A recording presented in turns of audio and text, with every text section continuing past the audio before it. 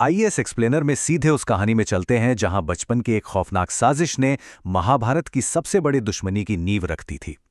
ये देखना वाकई दिलचस्प है कि कैसे धोखे और ईर्ष्या से बुना गया एक जाल पूरी तरह से उल्टा पड़ सकता है। स्क्रीन पर दिख रहा ये सवाल ही पूरी कहानी का आधार है। आखिर किसी को मारने की साजिश उसे पहले से भी कहीं ज्यादा ताकतवर कैसे बना सकती है? ये एक ऐसी विडंबना है जहां एक दाव बिल्कुल ही उल्टा पड़ गया। तो चलिए इस कहानी को बिल्कुल शुरुआत से डिकोड करते हैं।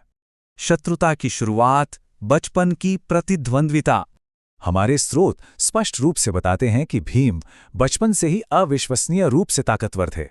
वो मासूम खेलों में भी अपने चचेरे भाइयों यानी कौरवों को बड़ी आसानी से धूल चटा देते थे।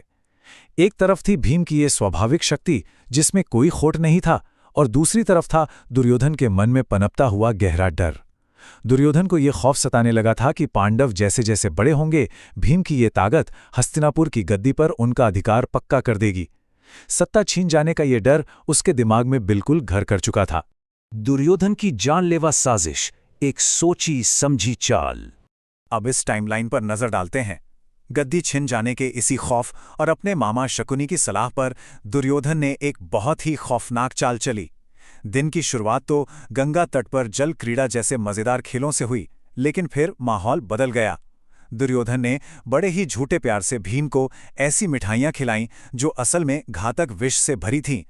क्योंकि भीम का शरीर इतना बलवान था, इसलिए जहर ने अपना असर दिखाने में काफी समय लिया। पर अंततः जब भीम बेहोश हो गए तो दुर्योधन और उसके साथियों ने उन्हें लताओं से कसकर बांधा और बेरहमी से उफनती गंगा नदी में फेंक दिया। नागलोक में प्रवेश, नदी की गहराइयां। अब नदी के नीचे जो हुआ वो इस कहानी का सबसे रोमांचक मोड़ है। जैसे ही भीम का अचेत शरीर गंगा की गहराइयों में डूबा, वो सीधे नागलोक पहुंच गए। वहां पहुंचते ही भीम को विषैले सांपों ने डसना शुरू कर दिया।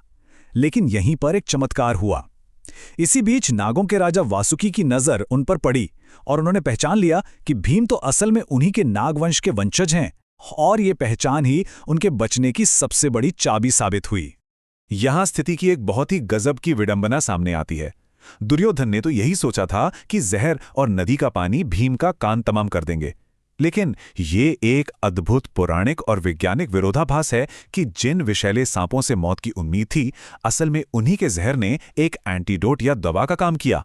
सांपों के नए जहर ने भीम के शरीर में पहले से मौजूद जहर को काट दिया और उनकी जान बच गई। 1000 हाथियों का बल, अंतिम अमृत। जहर के इस जानलेवा वार से बचने के बाद नागलोक में भीम का शानदार सत्कार किया गया। उनके नाग पूर्वजों ने उन्हें एक विशेष बलवर्धक रस पिलाया, और ये कोई मामूली रस नहीं था।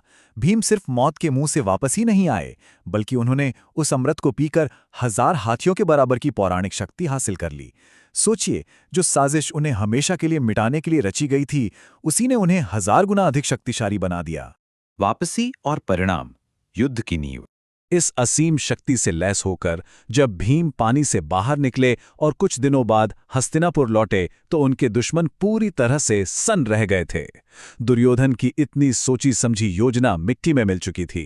वो गहरे सदमे और भयानक निराशा में डूब गया था। लेकिन अपनी इस करारी हार को छुपाते हुए उसने बड़ी ही चालाकी से ऐसा दिखावा किया जैसे कुछ हुआ ही ना हो। उसकी ये झूठी मुस्कान दरअसल उस गहरी कड़वाहट को छुपाने का एक तरीका थी जो अब और भी खतरनाक रूप ले चुकी थी। इस एक्सप्लेनर को समाप्त करते हुए ये सवाल जहन में आना बिल्कुल स्वाभाविक है। दुर्योधन के एक गलत आकलन और ईर्ष्या से भरे एक कदम ने अनजाने में ही कौरवों के खिलाफ सबसे बड़े हथियार को जन्म दे दिया। क्या ये वही विडंबनापूर्ण भूल थी जिसने अंततः कुरुक्षेत्र के उस महान युद्ध का मार्ग प्रशस्त किया? इस एक घटना ने निश्चित रूप से इतिहास की धारा को हमेशा के लिए बदल कर रख दिया, और आगे जो हुआ वो तो इतिहास का एक बहुत बड़ा पन्ना है।